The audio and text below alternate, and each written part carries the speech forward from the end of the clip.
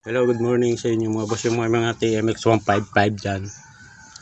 Kunwari walang minor yung motor nyo, pag sinisiniladoran nyo may maganda yung andar, tapos pag binitawan nyo sa linyador namamatay.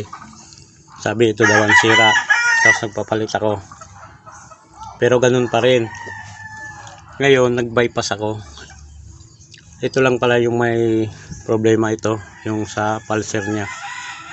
Ngayon binaypass ko siya, ito yung sa pulser, tapos linagay ko dito, ayan o, yung sa pulser, blue na may lining na yellow, ayan. Yun lang pala, mayroon na siyang minor. Ibig sabihin yung wire niya papunta dito is may putol siya, o kaya may damage na, siya, kaya yung andar niya hindi maganda, parang nawawala ng minor. Ngayon na-bypass ko siya, nilagay ko siya dito, gumanda yung andar.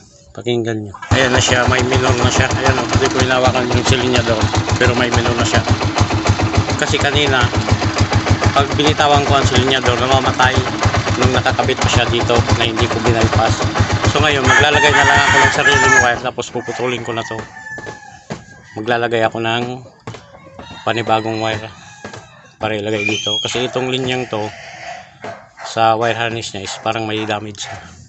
Yun lang sa mga TMX 155, sana makatulong.